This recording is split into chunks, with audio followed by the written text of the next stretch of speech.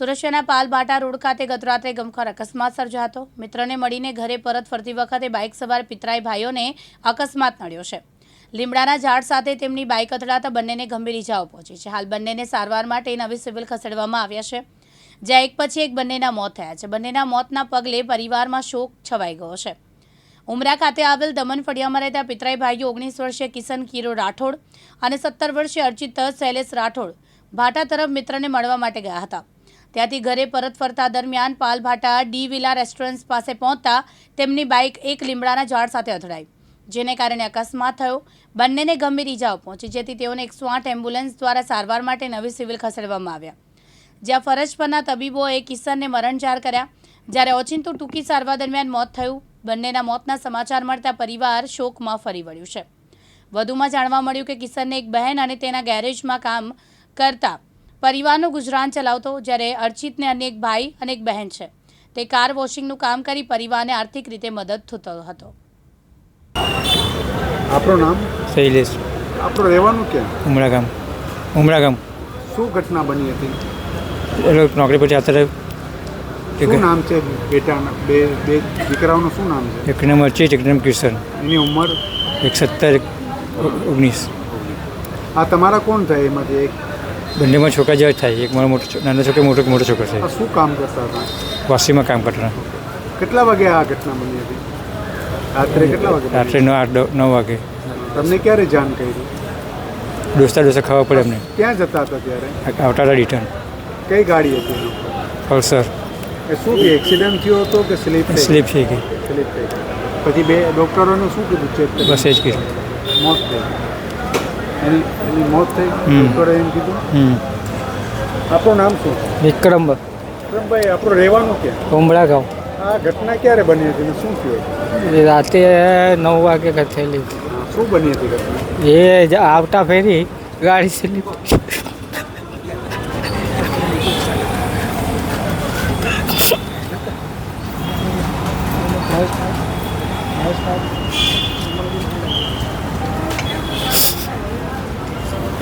તમારો કોણ થાય?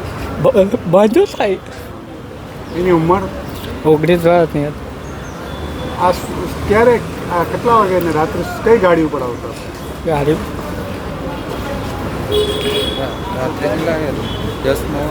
હા 9 વાગ્યા નહીં, 9 વાગ્યા લગી। તમને ક્યારે જાણ કરી પોલીસ? અમને તો એના દોસ્તાર આવ્યા ને ત્યારે કાઢ્યું। શું કહેશો કે આપ જે ગાડી ફાસ્ટ ચલાવે છે તો તમે શું એક સરસ મેસેજ આપશો કે બીજા કોઈને એવી તકલીફ ના થાય, કોઈને મા બાપને દુઃખ ના થાય? શું કહેશો તમે? કે આવી રીતના ગાડી નહીં ચલાવવાની સ્પીડ, કે આવી ઘટના ઘટે। આપણું નામ? દીપકભાઈ। દીપકભાઈ, આપણું રહેવાનું? આપણે ઉમરા ગામ હરપટીવાસ। શું ઘટના બની હતી દીપકભાઈ એવી કે ઘર પર શોકનો માહોલ થઈ ગયો? એ લોકો છોકરા લોકો છે ને રિટર્ન આવતા હતા, તે ગાડીની સ્પીડ જરા વધારે હતી તો એ લીમડાના ઝાડ સાથે ભટકાયા હતા। એક જણનું ઘટના સ્થળે જ ડેથ થઈ ગયેલી, બીજા સિરિયસ હતો તો નવી સિવિલ હોસ્પિટલમાં લઈ આવેલા અમે। ત્યાં આગળ એમને 2 વાગે એમનું બીજાનું પણ ડેથ થઈ ગયું હતું। શું એવું કે આ બચ્ચાઓ શું કામ કરતા હતા? કઈ જગ્યા પર કામ કરતા હતા? એ લોકો પાલ ભાટા ગામ કરીને હતું, એક વોશિંગમાં નોકરી કરતા હતા। રિટર્ન આવતા ફેરી આ બનાવ બનેલો હતો। ઉંમર કેટલી?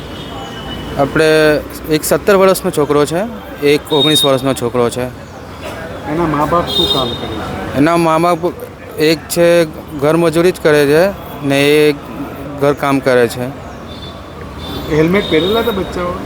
આગળ ચલાવવાળો હેલ્મેટ પહેરેલું હતું, પાછળ એની તમે એવો શું સરસ એક મેસેજ આપશો કે આવાવાળા જે હમણાં ચલાવે છે ખાસ ગાડી, તો શું એક મેસેજ આપો?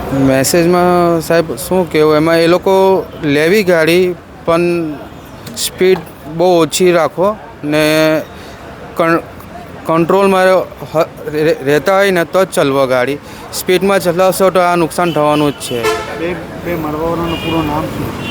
એકનું નામ કિશનભાઈ કિરણભાઈ રાઠોડ છે ને અર્ચિત શૈલેષભાઈ રાઠોડ છે। તમે એના કોણ? હું મારા છોકરાનો ફ્રેન્ડ છે, એમના પપ્પા છું। મારું નામ દીપકભાઈ ચિમનભાઈ રાઠોડ છે। તમારો પૂરો એડ્રેસ કયો રહેવાનો? અમારું ઉમરા ગામ હરપટીવાસ સુરત. આ ઘટના કેટલા વાગે રાત્રે બની? આ ઘટના બની છે 10 કે 9:30 પોણા 10 વાગ્યાની વચ્ચે. એ લોકો બહાર કામ માટે ગયા હતા.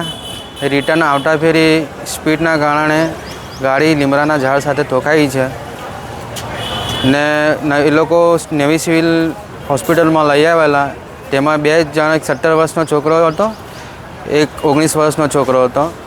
એમનું 19 વર્ષના છોકરાનું ત્યાં જ ડેથ થઈ ગયેલી. 108માં લઈ આવેલા અમે ને બીજાને 2 વાગે ડેથ થઈ ગઈ છે ને એ લોકો વોશિંગના અંદર નોકરી કરતા હતા બંને જણા. એક વર્કશોપમાં નોકરી હતો, બાઇકની KTM. એ લોકો ગાડી પણ ત્યાંથી જ લીધેલી તો છોકરાઓએ KTM બાઇક હતી એમના પાસે. ને હું એટલું જ કહેવા માગું છું કે તમે ગાડી ચલાવો તો સ્લો ચલાવો ને તમારા કામ પૂરતું જ યુઝ કરો. અગર તમે રાતો ફરવા પર જવાના હોય તો સાચવીને ચલાવીને તમે રિટર્ન આવો, એ મારી શુભકામના છે.